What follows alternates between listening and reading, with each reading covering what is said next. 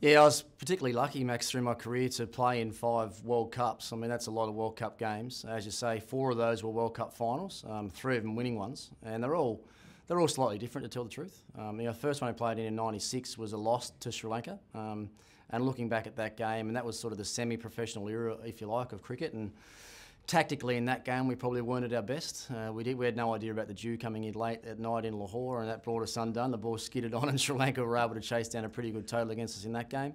We went to England in '99, and we got off to a horrendous start, really, in that tournament. I think our first game of the tournament was against Scotland, and we just snuck across the line in that game. Went to Cardiff, I think lost to New Zealand there. We lost early to Pakistan, and pretty much from about 4 games into that tournament, we had to win every game to keep progressing stage by stage. And as it turned out, we got into a semi-final against South Africa, and they stumbled at the last hurdle with a run out, which was a tie, which meant Australia made it through to the World Cup final at Lords against Pakistan. And as things worked out in that tournament, we played almost a perfect game of cricket in the final. And that's one thing I've learned about World Cups. Being a tournament, it's tournament play. You have to peak at the right time. You have to have your boys in the right frame of mind, and in the right technical frame of mind as well, if you like, to be able to peak at the right time. And that happened in '99. 2003, we go to South Africa, my first tournament as captain. Big tournament anyway as captain. We lose Warney on the eve of the first game with a drug suspension. Jason Gillespie goes down after 1 game. We unearthed some younger guys. Andrew Simons really emerged as an international player in that tournament. 143 not out, I think, in his first game against Pakistan. Guys like Andy Bickle came in, was a World Cup hero for us there. We had guys like Jimmy Marr and Nathan Horrocks and guys like that in our squad in 2003. And thankfully, we went through 2003 undefeated, and once again probably played almost a perfect game in the final against India at the Wanderers. And Ricky, you smashed them yourself in that one. Runs have been a little bit lean for me as well coming in. I think I made one other 100 against Sri Lanka in that tournament. But yeah, we could sense that day that India were a little bit nervous. They won the toss. Joburg decided to have a bowl, which to us straight away meant that we pretty much had them.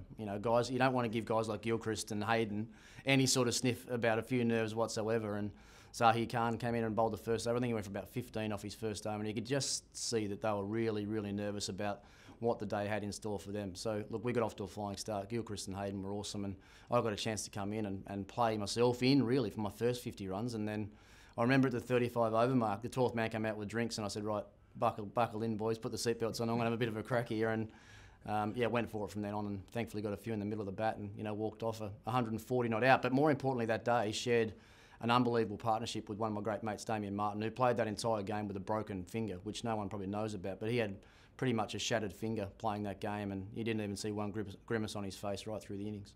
And the next one? Yeah, the next one we go to the West Indies 2007 with a side that had just lost 3 straight games in a row in New Zealand on the way to the World Cup. Everyone had written us off. McGrath was too old, Gilchrist, Hayden were getting on. Everyone said we couldn't win. There's no way that we could win in those conditions in the Caribbean. And I still remember to now that press conference I had when I first arrived, with about 60 journos in front of me asking all these questions about, well, not asking questions, telling me why we couldn't win.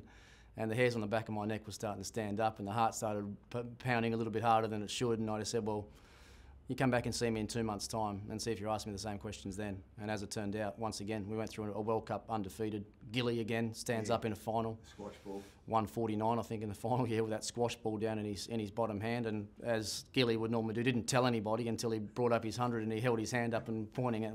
No one knew what he was talking about. But yeah, big players do special things in big games, and thankfully most of the World Cups I played in, we had enough big players and special players to stand up at the right time. Well, there's no better stages than the MCG to start with, and the reason I played cricket as long as I did was for these big games and big days. And I know everyone at the Combine Club is only a couple of days out from witnessing something very special in a World Cup final, but look, it would have been great to have been there and sat down and had a nice lunch and reminisce and talk to a lot of other people about some of my experiences in the game. But hopefully this video does the job today, and hopefully everyone at the Combine Club enjoys that lunch today and then goes on and enjoys what should be a great spectacle in the World Cup final in 2 days.